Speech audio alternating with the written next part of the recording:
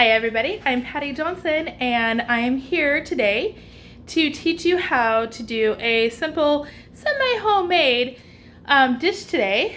So first off though, I want to show you guys our classroom kind of area. So over here I have like our baker's rack and we have our small appliances, things like that. We also have that prep area over there and the stove, and then we have a gorgeous prep area right here. So today in our video, I'm actually going to teach you how to make a semi-homemade skillet gnocchi with a pan sauce. So I'm going to go ahead and, so you guys can see me here, I'm going to kind of be adjusting the camera stuff as I go for things that we're looking at.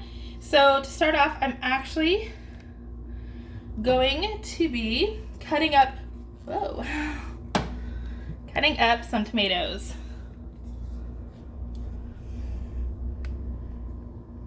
Okay, so I'm going to scoot over so you guys can see me. Now I have pre-washed these tomatoes, so you guys always want to pre-wash all of your fruits and vegetables before you use them. We are just going to slice these in half. That way the juice can go ahead and help make our pan sauce. These are actually pretty big grape or cherry tomatoes. You probably need about a cup of them whole. Like I said, we're just gonna slice them in half. You always want to make sure that your fingers are on either side of that tomato and you're tucking these other fingers up and you're cutting just straight down the middle. So you guys can see that a little bit better. Okay, so then here's our last tomato, and I'm going to throw these tomatoes back into our bowl right here. Now, the next thing we need, let me grab a paper towel.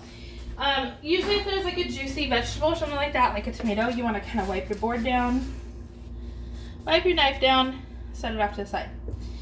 Now, you only want a little bit of a shallot, so you're going to take off the very end. I'm going to kind of take off that outer layer of onion because sometimes it has the extra like kind of that skin. Set that off to the side. You want to leave the root end intact. And the reason why you want to do that is so that you can be able to do a dice on this. So you're going to kind of cut it like in a fan type shape. And you're going to go back over it, you're going to squeeze it together and chop the other way. You kind of tuck your fingers so that you do not nick yourself. I like to cook with a kind of like a garbage bowl off to the side. So then that way I'm putting all my scraps and stuff in there. Now, you want 2 heads of garlic. This is gonna make enough for 2 people. You're gonna crack it on the side to be able to peel the paper off of, or not the paper, the skin off of it. You're gonna get that prepped and ready. And I'm actually gonna go ahead and start my stove. If you have a gas stove, you wanna make sure that it's sitting at about a 4 or a 5. Oh, let's do a 4. I'm gonna put 2 tablespoons of butter in here. And we're gonna let that just melt. Okay, let me get cracking on the other garlic. And we're actually going to use, you can either mince it, or I like to actually use a grater, a small grater to grate it when we get ready to do that.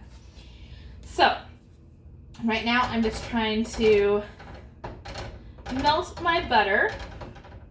So I probably should have cut this in half. Remember to cut it into smaller chunks because that will help it melt a lot quicker. There we go. And what we're gonna do is I actually have a package of pre-made skillet gnocchi.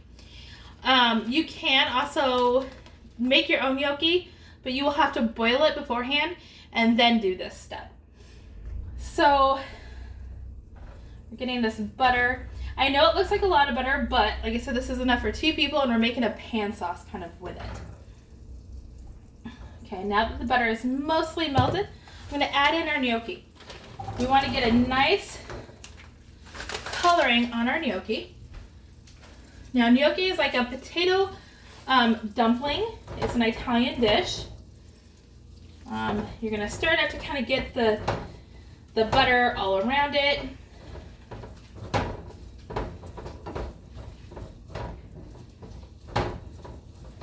Okay, kind of want as close to as one layer as possible on your pan. In the meantime, while this is browning, we're actually going to put this on a bed of arugula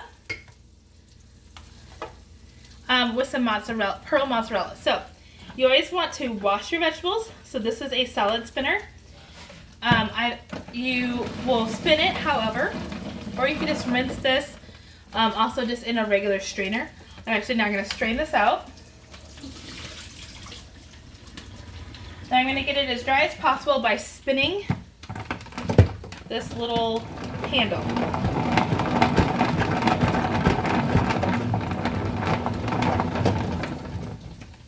Okay. Now, this is pretty dry. And what we're going to do is I'm actually going to arrange that on my plate right here. So you're just going to arrange your arugula. Arugula is kind of a peppery tasting lettuce. So here is your bed of arugula. You're going to set that off to the side for right now.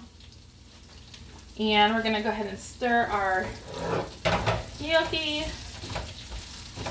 Make sure we're starting to get a little bit of browning on there.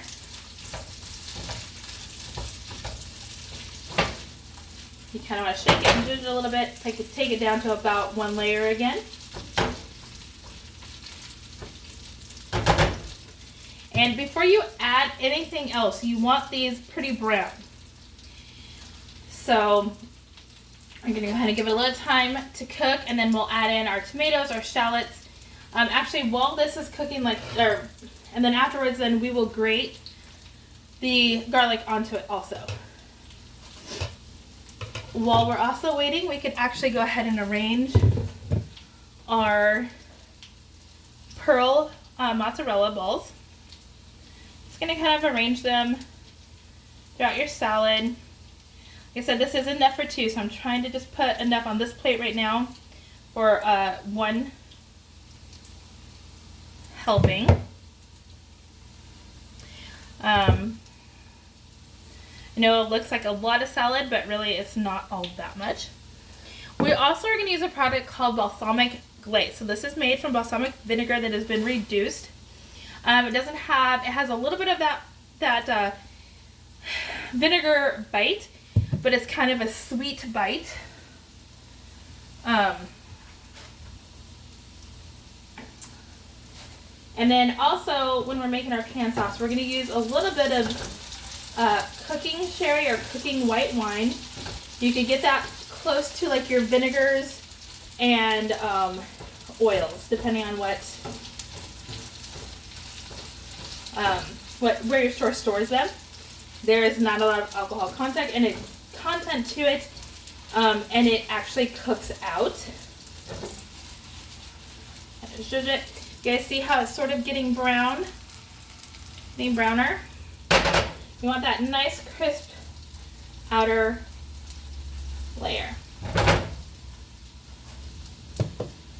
So, the biggest thing here is, like, you see that I had my mozzarella balls out, I had the tomatoes out and things like that. So this is called mise en place. Mise en place basically is French for everything in its place. You are, when you're cooking in a French kitchen, they use mise en place a lot. That way you have all your ingredients laid out. You could have them pre-measured, but in like your home kitchen, a lot of times I'll have my things out and I'll have my measuring cups by it. But it helps you just not have to run around all over the place to find the things you need during different stages of your cooking process. So we'll give this a little more time. Actually, we can probably turn this up to a 5, 6 to kind of help with the browning process. And the reason why I want to get a nice brown on this before is because, like I said, we're making a pan sauce, so we want it to be able to hold up its crispiness on the outside, the tender inside of that potato dumpling, and not kind of get lost in the pan sauce we're going to make. Okay, so this is getting to the point right now that I can actually start by using, adding in my shallots. So you can just scrape those off of your cutting board. And I'm going to start adding my tomatoes. Ooh, do you guys hear that? Okay. So that means beautiful things happening. Things are browning up. We want to make the tomatoes kind of wilt. And you want to brown up or kind of caramelize your shallots. We're going to let those sit for a little bit before we add in the garlic, because if you add the garlic in too soon, your garlic can become bitter, and you don't really want bitter garlic. It doesn't taste very good. At this point too, I'll add a little bit of salt, some kosher salt. Just a little bit.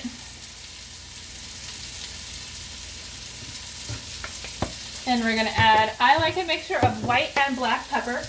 They give you different notes on your tongue when you're tasting. A little bit of white pepper. A little bit of black pepper. I really wish you guys could smell how good this already smells. Yes, this is amazing. You want to stir that around. You're going to kind of start getting blisters on your tomatoes. You guys see that how it's blistering? That means all of the juices are going to start coming out of your tomatoes, helping you make that pan sauce. Now that they're blistering, this is the time where you're going to take your grater. Be very careful. You're going to grate your garlic cloves over your pan. You don't want to get your skin in there. Skin does not belong in the pan.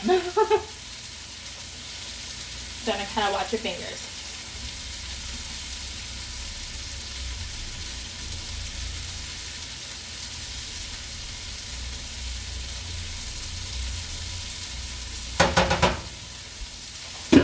Okay. I'm going to give that a stir. Now, once we've gotten that garlic in there, we can actually put in about 1/4 cup of our cooking sherry. You want to be careful with this, especially if you have an open flame like I do. You want to just put it directly into the pan. About 1/4 cup, a little more than 1/4 cup. And then you're going to stir all your goodness in it.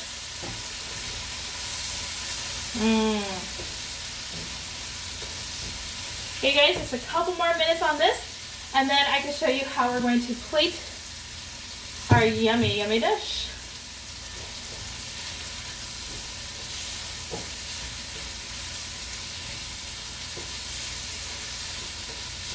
So, and if you guys can see on here, the pan sauce is starting to be absorbed by the gnocchi, which is great. That means it is pretty much done.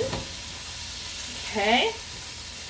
Now I'm going to go ahead and shut off the burner, and I'm going to kind of bring you guys over here a little bit.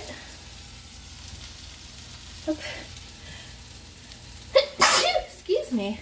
Whoa. I'm going to bring you guys over here a little bit and show you how we're going to plate this gorgeous dish. We're just going to take and put the gnocchi and the tomatoes on here. Like I said, this makes about 2 servings. Okay, and then we're going to take our balsamic glaze. Oh, we're going to take our balsamic glaze, and you're just going to drizzle it across your plate. This gives a little bit of a dressing to it. You see that gorgeous plate. Okay, you guys, thank you so much for cooking with me today, and I'll see you next time. Bye.